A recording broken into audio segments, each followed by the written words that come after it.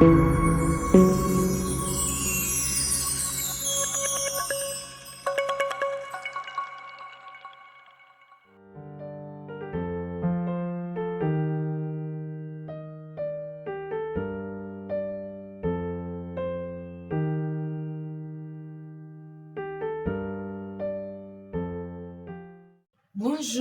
nos frères et sœurs, bienvenue dans notre émission Parlons de l'Évangile.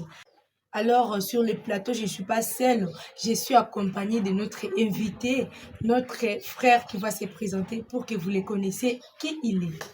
Bonjour notre invité. Bonjour, ma très chère sœur. J'espère que vous allez bien. Oui, je vais très bien, par la grâce de Dieu. Alors il y a nos frères qui sont en train de nous suivre. Ils veulent savoir qui vous êtes au juste. Shalom, mes frères et sœurs, que Dieu vous bénisse. Je suis votre frère Exaucé Balasso. Je suis croyant du message du temps de la fin. Merci beaucoup, j'espère que vous le connaissez déjà. Il est notre frère Exaucé. Aujourd'hui, comme nous allons parler sur un sujet très important, c'est lui qui va développer pour nous. Il va essayer de développer les sujets là. Alors, le sujet qui est intitulé « Pourquoi les gens ne reçoivent pas le Saint-Esprit ?» Aujourd'hui, nous constatons que dans beaucoup des églises, il y a les frères qui sont déjà dans les églises, il y a plus de 13 ans, 40 ans, 50 ans, mais ils ne reçoivent pas le Saint-Esprit. C'est quoi la cause? Vous pouvez nous donner les difficultés et les causes de ces problèmes-là. Ok, merci beaucoup, ma sœur. C'est un sujet vraiment très important. Merci pour la question. Pourquoi les gens ne reçoivent pas le Saint-Esprit? Nous allons parler avec l'aide des Écritures, de la parole de Dieu, donner quelques difficultés qui font que les gens ne reçoivent pas le Saint-Esprit. La première des choses, avant d'aborder sur notre sujet, nous devons savoir que le Saint-Esprit, c'est une promesse. C'est la promesse que Dieu lui-même avait faite à ses enfants. Et Dieu ne donne que le Saint-Esprit à ses enfants. La parole de Dieu dit, Dieu donne le Saint-Esprit qu'à ceux qui lui obéissent. Donc, avant la fondation du monde, il y a cette catégorie de personnes que Dieu a connues et ce sont les enfants de Dieu, ce sont les élus, ce sont les gens prédestinés à recevoir le Saint-Esprit, vouloir ou pas. Et nous allons donner cette grande difficulté parce que nous avons constaté cela dans nos églises partout ailleurs. Quelqu'un qui est déjà là, il a fait 5 ans, 10 ans, 15 ans, 20 ans, mais la personne ne reçoit pas le Saint-Esprit. Mais c'est quoi la chose? C'est quoi la difficulté? Alors nous allons donner 7 grandes difficultés qui font que les gens ne reçoivent pas le Saint-Esprit. La première difficulté est que les gens ne se répandent pas convenablement. Les gens ne se répandent pas convenablement. Or que cela exige une repentance sincère et convenable. Excusez-nous, notre frère. Comment on peut se repentir convenablement? Oui, la repentance convenable et sincère, Branham dit, la repentance a deux volets. Nous avons deux volets de la repentance.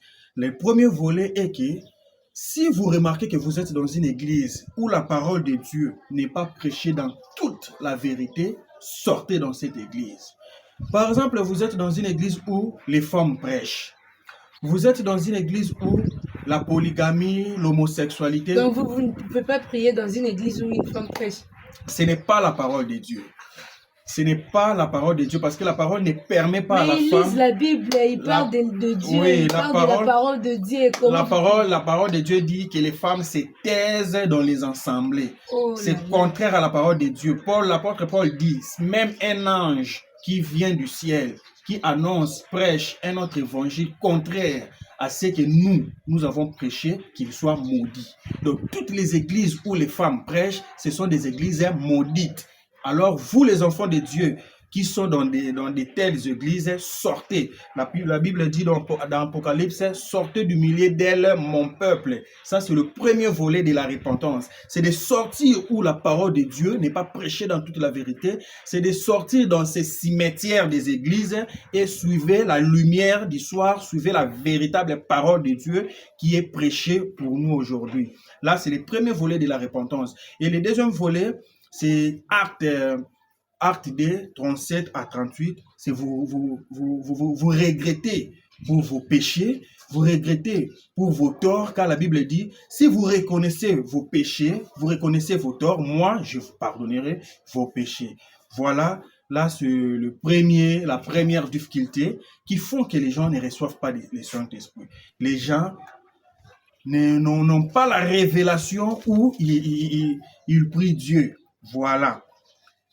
Et la deuxième difficulté, c'est les gens sont mal enseignés. Voilà. C'est presque la même chose que nous venons de dire. Les gens sont mal enseignés. Les gens sont aveuglés par des églises. Les gens sont aveuglés par des hommes arrogants. Ils sont aveuglés par des pasteurs orgueilleux. Voilà pourquoi ils ne leur prêchent pas la vérité. Ils ne leur prêchent pas sur le Saint-Esprit. Le deuxième, sur les gens sont mal enseignés. Toujours dans les mêmes ordres d'idées. Ils sont aveuglés par des églises. Les gens sont aveuglés par des hommes arrogants et par des pasteurs orgueilleux. Voilà pourquoi ils ne leur prêchent pas sur le Saint-Esprit. Je suis dans Philippiens chapitre 1, verset 15. Je suis encore dans la prédication du prophète, les réalités infaillibles, prêché le 26 juin 1960, dans les paragraphes 169 et 170. Et dans la prédication encore, humilie-toi, paragraphe 78. Et je donne encore la troisième difficulté qui font que les gens ne reçoivent pas le Saint-Esprit. Et le troisième point, c'est le point très important, le plus important que le prophète dit, c'est les gens manquent la révélation sur Matthieu 24, 24. Comment on peut avoir alors la révélation? Les gens manquent la révélation sur Matthieu 24, 24. Nous allons y arriver, ma sœur. Okay. Et il manque la révélation sur Hébreux 6, chapitre 4 à 6. Je suis encore dans le livre d'Exposé, chapitre Exposé, page 371. Je donne la quatrième difficulté. Les gens n'ont pas la révélation sur la divinité de Jésus-Christ. Ils n'ont pas la révélation sur les baptêmes du Saint-Esprit. Les gens ont la difficulté sur les baptêmes du Saint-Esprit. Ils ont la difficulté sur la nouvelle naissance. Ils ont la difficulté sur les fruits de l'Esprit. Et ils ont la difficulté sur... Frère Exaucé, s'il vous plaît, veuillez un peu nous expliquer sur les quatre points, parce que je n'ai pas compris. La révélation sur la divinité, la révélation sur les baptêmes du Saint-Esprit, c'est toutes choses, ça nous embrouille beaucoup. S'il vous plaît, veuillez nous expliquer. Branham dit, la plus grande révélation de toutes les révélations, c'est la divinité suprême du Seigneur Jésus-Christ. Aujourd'hui, les gens confondent les dons et le baptême du Saint-Esprit. La Bible a dit, les dons et les appels sont sans repentance. Le prophète Branham dit, la plus grande révélation de toutes les révélations, c'est la divinité suprême du Seigneur Jésus-Christ. Les gens confondent aujourd'hui les dons et le baptême du Saint-Esprit. Vous pouvez parler en langue, vous pouvez danser en esprit, vous pouvez sauter, vous pouvez crier, tout ça, ce ne sont pas le baptême du Saint-Esprit. Ce sont des manifestations. Ils accompagnent tout simplement le Saint-Esprit. Mais ce ne sont pas vraiment le Saint-Esprit. Le Saint-Esprit, c'est la vie du Seigneur Jésus-Christ dans l'homme. Le Saint-Esprit, c'est une vie. C'est la personne du Seigneur Jésus-Christ qui vient habiter en toi. Voilà pourquoi l'apôtre Paul dit, si je vis, ce n'est pas moi qui vis, mais c'est Christ qui vit en moi. Il n'a pas dit que si je vois les visions, ce n'est pas moi qui vois les visions, c'est Christ. Non. Un hypocrite peut voir les visions, un hypocrite peut prophétiser. D'ailleurs, le prophète dit, je vis un sorcier donner des prophéties et un autre hypocrite interprète. Un sorcier parle la langue et un autre hypocrite interprète. Donc, quelqu'un qui n'a pas le Saint-Esprit peut donner les dons et les appels sont sans repentance. Donc, aujourd'hui, les gens ont la difficulté sur la révélation du Seigneur Jésus-Christ. Ils confondent les dons. Ils ont la difficulté sur les fruits de l'esprit et sur les dons du Saint-Esprit. Là, c'est le quatrième point. Et le cinquième point, les gens, ça c'est encore très important, le cinquième point. Les gens manquent la révélation et la foi dans les promesses collectives et les promesses distinctives. Les gens manquent la révélation et la foi dans les promesses collectives et dans les promesses distinctives. Expliquez-nous un peu, s'il vous plaît, pour la meilleure compréhension. Je suis encore dans Exode chapitre 33, Mhm. versets 16 à 19. Je suis encore dans les livres d'exposé des 7 âges de l'Église, par page 371. Qu'est-ce que ça veut dire? Les gens manquent la révélation et la foi dans les promesses collectives et distinctives. Vous savez, ma sœur, aujourd'hui, si vous dites à quelqu'un, Jésus est le même hier, aujourd'hui, éternellement, il te dira Amen. Mhm. Si tu dis à quelqu'un, Jésus-Christ est Dieu, il te dira Amen. Mhm. Si tu dis à quelqu'un, Jésus est l'unique sauveur et Seigneur, il te dira Amen.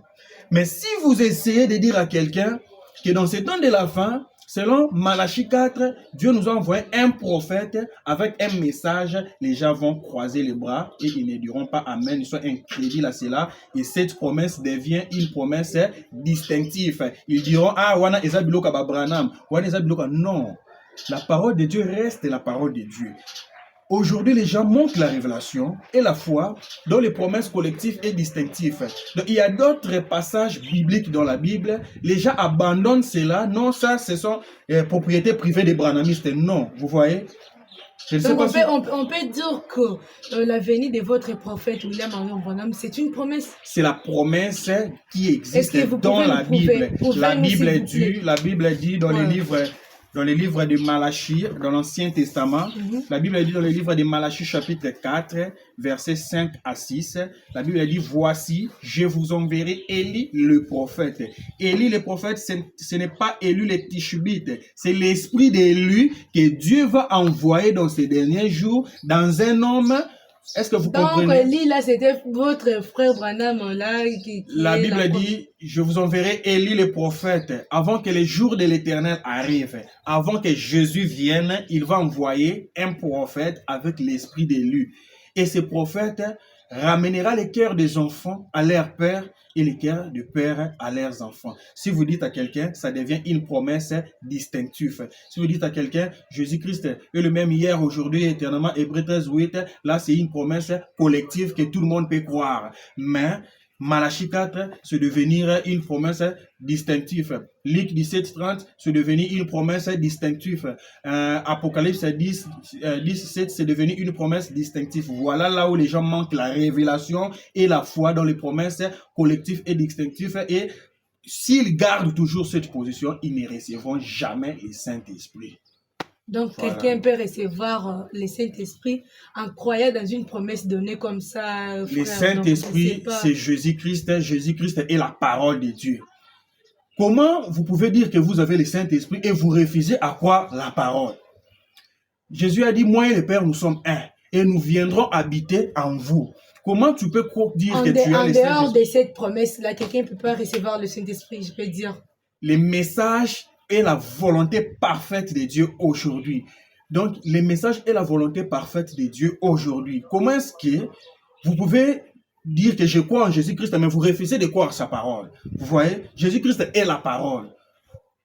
Comment est-ce que vous pouvez dire que non, je crois en Jésus-Christ, mais vous refusez de croire sa parole?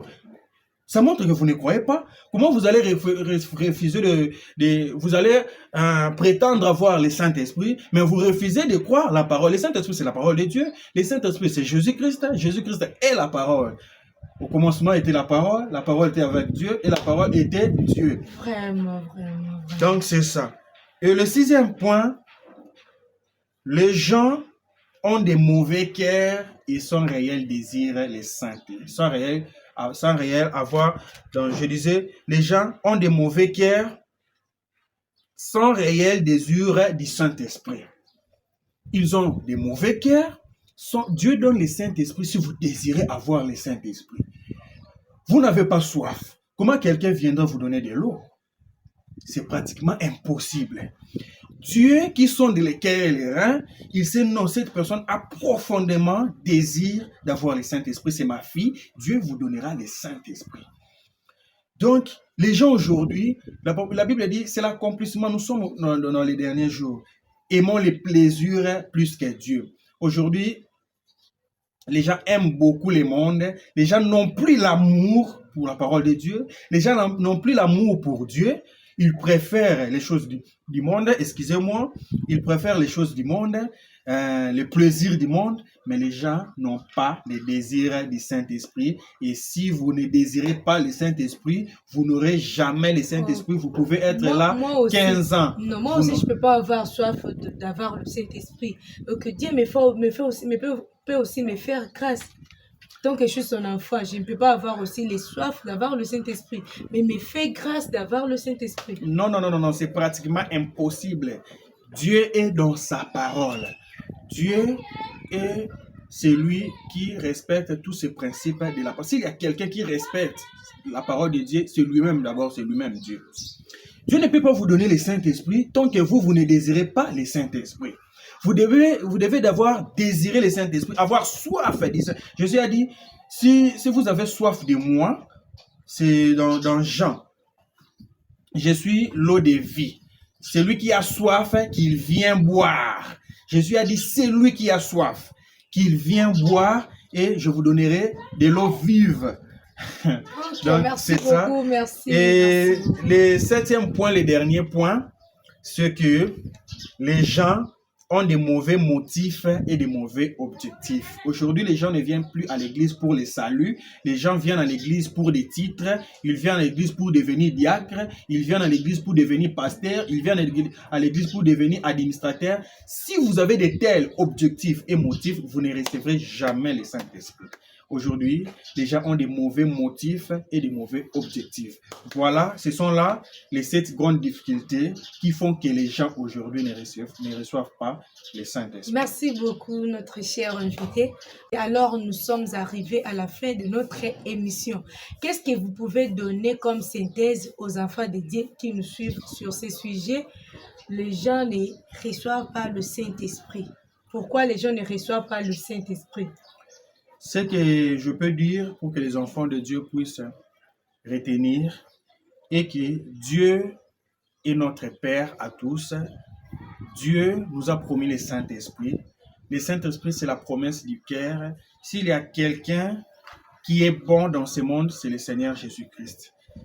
Et les enfants de Dieu, si réellement vous avez la révélation que je suis un enfant de Dieu, si réellement vous avez la révélation que je suis un enfant de Dieu, alors Dieu ne peut jamais manquer de vous donner le Saint-Esprit. Si vous êtes là en train de nous suivre et que vous n'avez pas encore reçu le Saint-Esprit, je vous dis, recommencez votre expérience, regardez là où vous avez failli, regardez là où vous avez mal piétiné et recommencez votre expérience, Dieu vous donnera le Saint-Esprit. Regardez dans votre cœur, quels sont vos motifs, pourquoi vous allez à l'église, quels sont les motifs et les objectifs. Vous voyez, Dieu est celui qui sonde notre cœur et nos reins. Il a dit, si votre cœur ne vous condamne pas, alors vous avez de l'assurance devant Dieu. Mais si votre cœur vous condamne, Dieu est plus grand que notre cœur. Voilà pourquoi nos frères et sœurs, le Saint-Esprit, c'est la promesse du Père. Si vous désirez le Saint-Esprit, Dieu vous donnera le Saint-Esprit. Donc voilà, shalom, que Dieu vous bénisse. Nous disons merci beaucoup à notre très cher téléspectateurs et internautes. Nous sommes à la fin de notre émission Parler de l'Évangile. Restez toujours branchés pour la prochaine. Shalom.